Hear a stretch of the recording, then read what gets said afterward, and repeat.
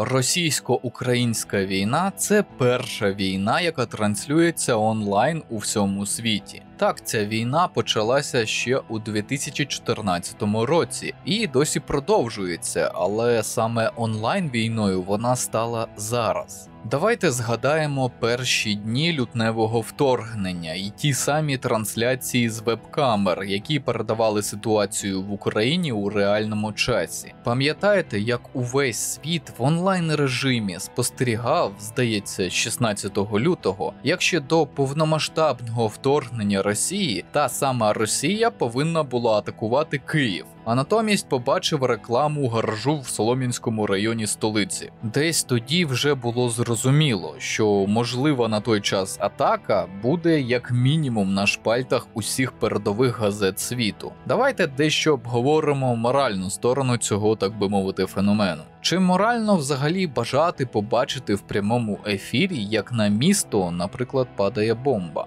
Ні. Більшість з нас уже надивилися на бомби, літаки, ракети на все життя вперед. Але ось, наприклад, Reuters, яке і розпочало ту трансляцію, на той час не надивилося. Та і навряд чи їхня жага до сенсацій задоволена повною мірою і зараз. Така медійність усього – знана властивість сучасного світу, це водночас його плюс і мінус. Нагадую, що гібридна війна – це поняття військової стратегії, яке об'єднує методи ведення звичайної війни та всі інші методи ведення війни. Хоча Росія розпочала повномасштабну війну тільки у цьому році, ми не можемо забувати про те, що гібридна війна проти України почалася навіть раніше 2014 року. Саме використовуючи її методи, росіяни змогли організувати так звані республіки на території Луганської та Донецької області. До речі, прагнення країни-агресора якось у лапках приховати або навіть виправдати свої дії на території чужої держави, аби не отримати прямого покарання. Це одна чи не з найбільш яскравих особливостей гібридної війни. Деякі навіть згадають старий термін «проксі-війни», але про них ми поговоримо якось пізніше у ретроспективі, бо дуже об'ємна тема.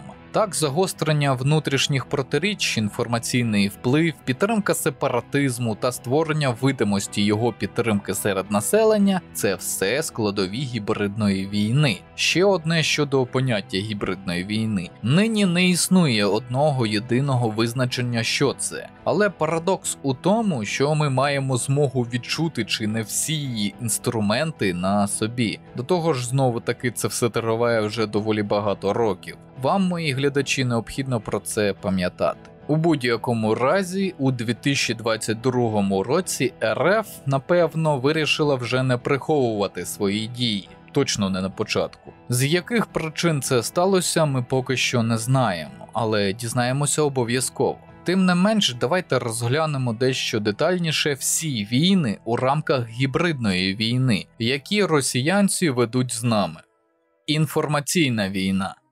Досить важко сказати, коли саме почалася інформаційна війна Росії з Україною. Можливо, у 2004 році під час помаранчевої революції, можливо раніше, а може вона тривала завжди. Бо інформаційна війна ведеться зброєю, якою можуть користуватися майже всі. Інформацією. Саме маніпулювання інформацією, її викривлення, подача у негативному світлі, дезінформація – те, на що націлена сучасна інформаційна війна, якщо говорити про цілі, направлені проти цивільних громадян. Проте інформаційна війна не охоплює лише фейки, пропаганду мобілі на вулицях, її недомовки в інтернеті. Вона стосується і військових, наприклад, ведення радіоелектронної боротьби на фронтах. Так само елемент інформвійни – це ізолювання від будь-якої інформації. Росія воює не тільки за землю чи за підтримання іміджу своєї імперії,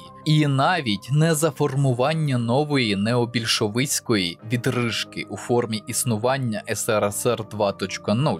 Не зовсім. Вони воюють за мізки людей, за наш світогляд. Саме тому кожного дня з'являються якісь вкиди. На Росії змогли розробити та втілити у життя ті самі історії про зелених чоловічків та про наповнені зброєю шахти Донбасу, якими потім маніпулювали вже російські симпатики та дипломати. Так само інформаційні атаки з боку Росії стосуються всіх спроб роз'єднання українців всередині країни. Це дуже вагомий інструмент гібридної війни, і саме цього вони насправді прагнуть, бо розуміють, що тільки так в них є якийсь примарний шанс нашого поневолення. Увесь цей час з 2014 року росіяни намагаються якось нас розділити. На жаль, інструментів у них для цього було більш ніж достатньо. Один сухопутний кордон довжиною в 1974 кілометри чого вартий. І якщо ви раптом думаєте, що п'ята колона кудись зникла, це не так.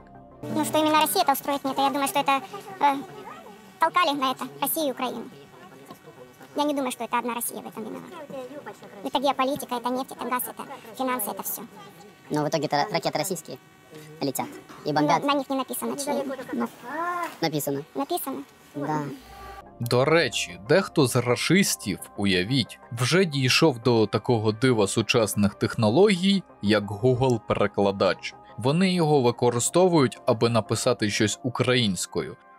Скотиняки. Таким чином переходячи на таку ненависну їм мову. Уявіть, що потрібно робити з імперцем, щоб він переходив на вашу мову. Агресор завжди розуміє, що є основою супротиву його агресії. Це перш за все люди, які виступають проти нього. Тому спочатку ми й бачили ті всі безглузді та беззмістовні виправдання. Нацисти, фашисти, утиски російської мови, діти Донбасу, біолабораторії, ядерна зброя, НАТО – бойові хом'яки. Росія буде робити та казати що завгодно, аби якось переконати тих, у кого є хоч якийсь сумнів, та тих, хто не може до кінця повірити у те, що росіяни насправді не просто погані, а нові фашисти, рашисти. І в нашому випадку адресується увесь цей потік не тільки нам, українцям, а й нашим союзникам, які допомагають нам зброєю та санкціями. Інформаційна війна по всіх фронтах. І про це також необхідно пам'ятати. Наприклад, на Пуркуа вони знімають свої відоси на освобожденних територіях про те, як їх там зустрічають. Не думайте, що це розраховано суто на внутрішнього споживача телевізійного російського продукту. Насправді, середньостатистичному росіянину абсолютно до лампочки, як зустрічають його війська в Україні. Їм більш цікаві, наприклад, розправи з так званими бандерівцями, як вони називають всіх українців, яким не подобається вторгнення РФ. А всілякі в лапках радісні відоси – це все для нас, для нашого інфополя та для закордонного. Дивіться, 50 людей в Україні радіють тому, що ми прийшли, зруйнували будинки, вкрали дітей і повбивали їхніх батьків. Я би сказав, що такі відоси – це крик душі, якої в них немає. Але це не так, це лише технологія. Зміщення акцентів. Бо якщо б це було інакше, вони, наприклад, не виключили б наших мобільних операторів та інтернет на тимчасово окупованих територіях. А щодо справжніх зрадників, якийсь відсоток колаборантів буде завжди. Така людська природа. Можливо, колись буде відео на цю тему.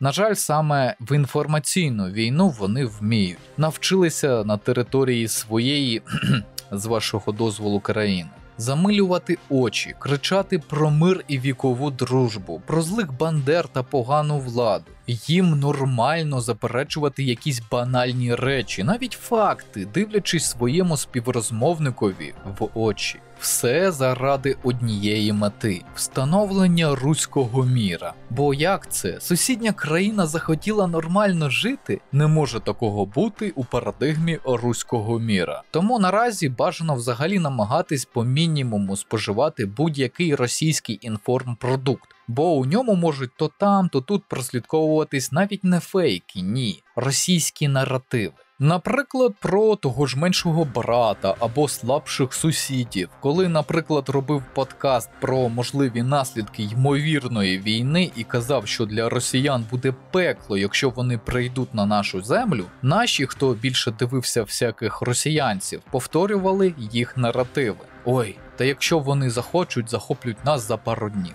Угу. Причому навіть сам контент-мейкер може робити таку дезінформацію не спеціально. Але чудесний світ новин, у якому він живе роками або у якому виріс, не залишає йому зайвого простору для нормальних поглядів. Тому де-інде та й проскоче і залишиться у вас підсвідомості. А воно вам потрібно? Ворога треба знати в обличчя, але точно не слід носитися з ним, мов з писаною торбою. Вони не хочуть для вас нічого хорошого, а навіть якщо й хотіли б, у них є своя власна країна, якій вони не можуть дати ради вже стільки років. Як вони можуть допомогти нам? Чи варто слухати поради, аналітику від людей, які 30 років будували те, що зараз зветься Росією? Чи є в цьому хоч якийсь сенс, окрім деструктивного? Чи ви думаєте, що вони відкриють вам неоціненні таємниці росіянської душі? А який їм зиск від таких відкриттів інсайдів? Проблема в тому, що куди б вони не їхали, як би вони не намагалися, їхня імперськість не лишає їх. Це з ними назавжди. Вони чомусь думають, і українці, які їх дивляться, в цьому їм допомагають, що от вони, наші старші, але вже ліберальні брати, мають хоч якесь право повчати наш народ, як йому жити, куди вступати чи не вступати, і з ким дружити. Російська влада не жалкує грошей на ЗМІ, на ботів в різних соцмережах, які пишуть не лише російською або англійською. Тому прошу, не ловіть гав, а ловіть рашистів. Вони знають, що виграє той, хто буде кричати гучніше. Тож давайте не дозволимо їм це зробити. Економічна війна. Ефективна економіка є невід'ємною умовою під час ведення війни. Вже не раз розповідав, що війна – це дуже дороге явище. Із давніх часів на підтримку, оснащення та годування одного воїна працювали десятки людей у мирних сферах. Ковалі для створення броні та зброї, купці для створення логістики, селяни для прогодування. Навіть розважальний та ідеологічний сектор для підтримки моралі воїнів, барди й маркетанти, з'явились як явище саме для армії, а не навпаки. Але в наш час все ускладнилось та перейшло на новий рівень. Економіка сама по собі стала інструментом війни, не лише підтримуючим фактором. Економічна війна – один з методів ведення гібридної війни, і ні для кого не буде сюрпризом те, що РФ наразі, по суті, протистоїть в економічному плані не лише нам, а й багатьом європейським країнам, які так або інакше від неї залежать. Взагалі, такий стан справ є планомірним явищем. Рефія роками підгодовувала політиків різних країн та лобіювала саме свої ресурси як ті, що несуть вигоду для обох сторін. Усі ці загравання з газовою трубою, відповіді на санкції санкціями, погрози – це все елементи економічного протистояння. Але є й більш очевидні терористичні речі. Наприклад, те, що росіяни вивозять українське зерно у свої порти, те, що їм не належить. Це просто крадіжка. Крім того, вони також спекулюють запасами зернових на тимчасово окупованих ними територіях, бажаючи використати їх у своїх воєнних цілях. По-перше, для зменшення об'єму нашого експорту, а значить і зменшення надходження у бюджет. По-друге, для чогось начебто такого. Дивіться, ми взяли ваші запаси у заручники, і якщо ви не відкриєте порти або не скасуєте санкції, то буде світовий голод. Насправді не все так погано, як нам намагаються це подати. Все досить складно, але не настільки критично для всього світу. Так, у деяких країнах, особливо Африки, якщо не будуть налагоджені нові маршрути постачання з України або інших країн, голод можливий. Так, держава-терорист в обличчі РФ не проти цього і бажає нанести ще один удар і дестабілізувати вже і так, м'яко кажучи, досить нестабільну ситуацію у світі. Можливо, навіть спричинити нову хвилю еміграції з країн Близького Сходу і Африки. Ми всі знаємо, що у країн цивілізованих є моральний тягар перед країнами, які колись були колоніями Старого Світу. Тому, коли там починається криза, всі інші питання перекриваються саме цим. І це прекрасний важіль економічного тиску РФ відносно вже цивілізованого світу. Але чи ви здивовані цьому? Я точно ні. Однак, чи буде голод зараз 100% визначити неможливо. Особливо враховуючи чорне піратство росіян, що возять наші зернові під своїм власним прапором. У будь-якому разі РФ буде перекручувати ситуацію таким чином, щоб показати світові, що то Україна в усьому винна, а вони просто рятують наші врожаї. Це новий рівень їхнього цинізму, нічого більше. Так, РФ не гидує використовувати всі можливі важелі впливу. Саме тому ми дізнаємося все більше і більше про те, що Хуйлутіну потрібно зберегти обличчя, тремтячу руку, місце в мавзолеї. Розумію, нам це боляче сприймати, але автор рекомендує вам подивитись на це із такого боку. Кожного місяця, і це фактичні дані самої РФ, її видобуток та експорт природних ресурсів падає. Досить помітно за їх власними оцінками. Настільки, що всі їх сектори власної економіки перебувають під загрозою. Економісти взагалі кажуть, автопромисловість уже мертва. Навіть деякі їх економічні союзники, або ті, кого вони такими вважали, відмовляються підтримувати їх у війні. Про це є безліч свідчень, почитайте хоча б заяви Казахстану. Ніхто не прагне співпрацювати з країною, яка показала себе як шантажист економічними зв'язками. Економіка РФ наразі найбільш токсична у світі. Наприкінці цього року, відповідно до вже визначених пакетів санкцій, Євросоюз зменшить закупівлю природних ресурсів РФ більш ніж на 2/3. Вони програють економічну війну, бо репутація, перспективи та ріст і є найбільш важливий ресурс економіки будь-якої країни. Саме завдяки цьому, наприклад, долар США як валюта стала домінувати у світі, а країна, яка у будь-який момент може перестати виконувати умови контрактів, навряд чи буде вважатися економічно успішною, а не економічним терористом. Дипломатична війна.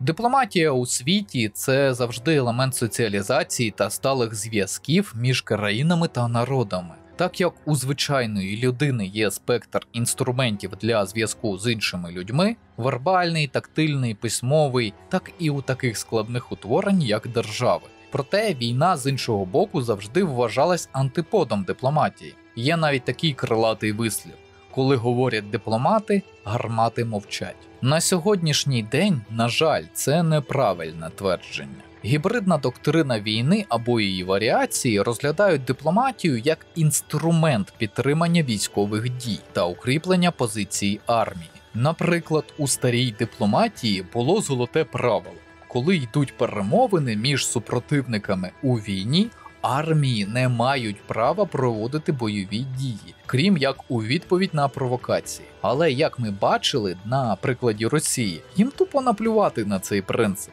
Основним ресурсом цього дипломатичного гібридного інструментарію є дипломати, консули країн за кордоном. Тому потрібно зрозуміти: ні, дипломатична війна – це не недолугі інтерв'ю на бензі BBC. Я не думаю, что кто-либо из российских руководящих лиц когда-либо заявлял о намерении взять Киев. І навіть не епічні факапи Лаврова. Что самые ярые антисемиты, как правило, евреи. Точніше, і це все також, але не зовсім. Дипломатична війна – це більше про ці самі дипломатичні представництва в країнах. Спеціалісти, які в них працюють, є безпосередніми провідниками позицій та впливу ідеології та наративів. Це вже не кажучи про подвійне призначення осіб в диппредставництвах. Так, шпигунство нікуди не зникло із часів молодого Джеймса Бонда. Треба розуміти, що дипломатія має декілька шарів відображень. Відкритий, той, який бачать всі й одразу, та закритий, таємний та доступний лише вищому колу осіб, які приймають глобальні рішення. Про закритий ми говорити не можемо, окрім як у розрізі спекуляцій, тому поговоримо про відкритий та його сигнали. Наприклад, Польща вислала 45 дипломатичних представників РФ, Бельгія – 21 працівника. А це значить, що росіянські агенти впливу за кордоном перестають ними бути. Про які гарні міжнародні відносини може йти мова, якщо дипломати пачками висилаються з країн? Окрім того, фігурують навіть не як дипломатичні представники, а як шпигуни, працівники розвідки, котрі можуть становити загрозу для держав. Хоча насправді Росії, як справжній наступниці СРСР, не звикати до такого ставлення інших країн, бо у 1983-му, наприклад, 47 радянських дипломатів були вислані з Франції. Попутного вітра тобі в сраку. З дипломатами СРСР те саме відбулося і в інших країнах у 1985-86 роках. Історія циклічна, як то кажуть. Але що ми все про них? Давайте про нас. Є такі дві особи, як Арестович та Арахамія, які відносно нещодавно заявили про великі втрати на фронті з нашої сторони. І ті цифри, що вони озвучували, не збігаються із реальністю взагалі. Не треба мені вірити на слово, просто поцікавтесь у знайомих людей із фронту та тих волонтерів, які, наприклад, дуже щільно співпрацюють із військовими шпиталями. Тоді навіщо публічні люди, що тісно пов'язані з Офісом Президента та Верховною Радою України, озвучують таку фейкову дезмораль? У мене є свої версії, як оптимістичні, так і песимістичні. Озвучу їх, але не претендую на істину. Перша оптимістична – це сигнал союзникам, що їм потрібно скоріше видавати нам більше зброї, не тягнути кота за хвоста, бо втрати будуть також і на їх совісті. Другий, песимістичний варіант. Деякі наші політики все ще вважають, що можна заглядати в очі ботоксного карлика та його підданих та шукати там миру. Навіть коли консолідовано українці прямо кажуть, що це не варіант. Третій реалістичний варіант – це токсичні особи, які вже явно не зможуть переобратися та отримати мандат довіри суспільства. Використовуються як ретранслятори висловів, які хоче перевірити влада. Вони проговорюють тезу, дивляться реакцію суспільства, а потім коригують свою поведінку під просту більшість. Неофіційне соціальне опитування. На мою думку, це свідчить про поганий зв'язок влади із суспільством та архаїчність методів спілкування. Тому знову повторюю, не розводьте зраду скрізь, просто робіть висновки щодо того, які особи зашкварились настільки, що не потрібно сприймати їх слова буквально чи взагалі сприймати. Кібервійна.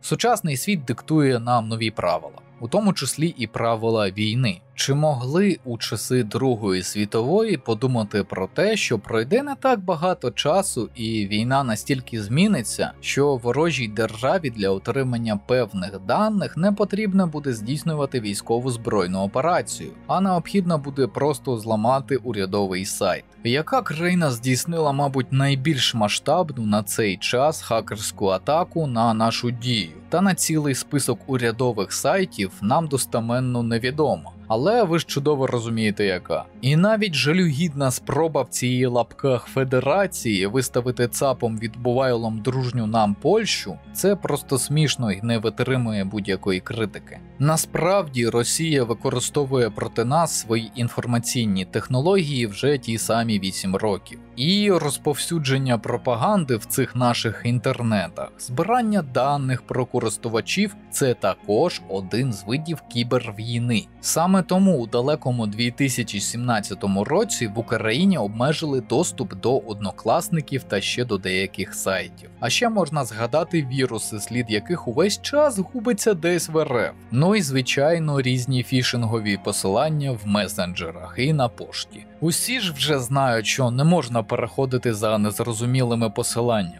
А взагалі вважаю за необхідне розвіяти міф, який досі циркулює поміж деяких українців. Міф, що більшість гедоти та сабжів гейтерського характеру зі сторони Раїсі пишуть боти Ольгіну на зарплаті. Ні. Звичайно, великий процент ботів, які напряму чи опосередковано спонсоруються Кремлем, існує. Але у цих ботофермах є методички, є завдання, є стратегія. Зараз їх активно розганяють прикидатись українцями, жителями тимчасово окупованого півдня, як приклад. Вони також вкладаються і в закордонні інфополя. Таким чином ми можемо побачити, наприклад, жителів США, у яких не все так однозначно. Це я до чого?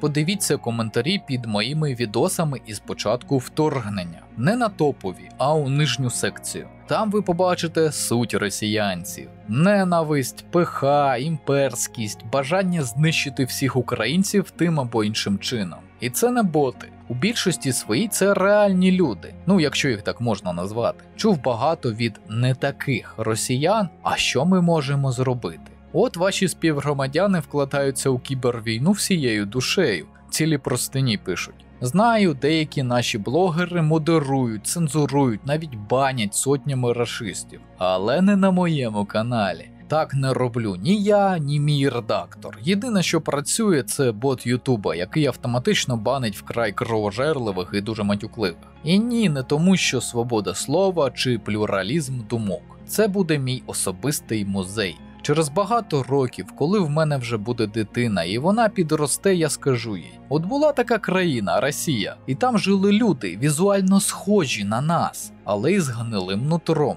Зараз цієї країни не існує, вона розвалилась на багато частин, але там все ще є ті, хто хоче створити її заново, і це погано. Я не буду пояснювати тобі чому, просто прочитай, що ці люди хотіли зробити з нами та іншими, і все зрозумієш. Коли ви чуєте кібервійна, у першу чергу думаєте про хакерів, високі технології і так далі. Але в нас тут війна із варварами, і найбільший вклад, на мою думку, роблять саме звичайні рашисти, бо жодна влада, навіть вкрай тоталітарна, не може без підтримки хоча б активної меншості, а краще простої більшості, вести загарбницьку війну. Підкреслю, не абсолютної, а простої. Своїм галасом вони дають владі карт-бланш на будь-які дії, все інше – похідне. Тому співгромадяни, які питають у коментах, чому так багато росіянців із їх висерами. Бо їх тьма – це той самий простий руський народ. Просто інші блогери чистять, банять, роблять собі чи вам мильну бульбашку, зону комфорту. А от я буду нагадувати вам постійно, ці рашисти існують, їх багато, вони нікуди не дінуться навіть після нашої перемоги. Тому автор і каже, що щось зміниться на тих територіях, які зараз звуться Росія, тільки через 2-3 покоління. Коли відійдуть у потойбіччя носії ненависті до нас та світу. До того навіть не сподівайтесь від них спекатись. Так, вони коли програють, будуть дуже гарно знову прикидатись цивілізованими, але суть залишиться. Поки інші будуть розповідати вам, що кібервійна – це виключно високі технології, хакери, діпфейки і так далі, мій особистий досвід психології каже інакше. Передусім це завжди люди або людський ресурс, якщо вам так краще сприймати. Зсув пріоритетів тематики обговорення, зсув позиції щодо вирішення того чи іншого питання. Парадокс, коли інтерес неадекватної меншості перетворюють на сталу позицію більшості завдяки широкому інструментарію засобів, котрі надала нам цифрова революція технологій. Коли ілюзія стає реальністю не тому, що це закономірно, а тому, що створюється штучний галас, який помилково всіма починає вважатись пріоритетним, коли ілюзія перестає бути ілюзією. Висновки. Ви повинні зрозуміти одну тезу, яку я намагався доносити вже деякий час, але яку, на жаль, в більшості своїй або не сприймали, або ігнорували глядачі. Війна на даному етапі нашої цивілізації – закономірне явище. У той же час війна, по суті своїй, протиприродна і жахлива. Заплутав вас? Людська цивілізація заснована на тісній соціальній взаємодії, що перетворюється на культуру, технології, товари масового вжитку, еволюцію світосприйняття. Спрощено кажучи, така наша психологія людських мас. Але при цьому такий підхід, незважаючи на поступове покращення всіх нас і нашого життя, також має значний недолік. Коли світосприйняття однієї групи мас стикається з іншою групою, можуть з'являтися невирішальні протиріччя. У нашому випадку вже казав в цьому ролику, які саме: свобода проти рабства, демократія проти авторитаризму, культ життя проти культу смерті і так далі. І от ми приходимо до нерозуміння та фрази: не можна повірити, що в 21 сторіччі в центрі Європи йде війна. Ця теза існує якраз тому, що всі думали, що цивілізація Європи пройшла етап вирішення протиріч війною. Переросла це варварство. Але всі забули, що Росія не Європа і навіть не Азія. Це гнилий гібрид імперськості та відсталості трохи більше, ніж повністю. І вони якраз хочуть вирішити протиріччя війною, бо інакше не виходить, тільки загнивання. Бо така їх нібіру прости цивілізаційна позиція. Кровожерлива, придуркувата, брехлива та тупикова. Вони самостійно створюють собі позицію протиставлення, яка примушує їх активувати війни. Це їх свідомий вибір. Єдине, що їх врятувало від занепаду та розвалу ще в нульових – продаж природних ресурсів та різке підняття на них цін у світі. Все. І поки будуть існувати такі утворення, які відмовляються від загальних цінностей, глобалізації, гуманізму, будуть ставатись війни, у яких світосприйняття груп людей створюють кардинальні протиріччя.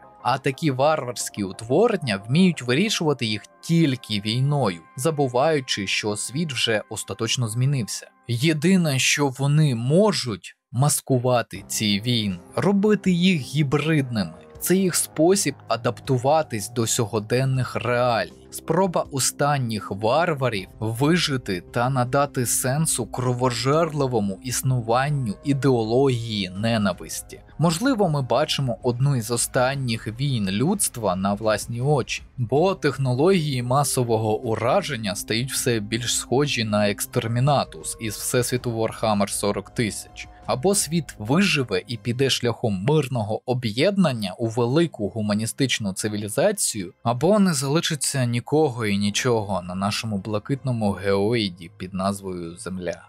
Такий шлях. Вибирайте, люденяки, а ми, рептилоїди, із цікавістю подивимось.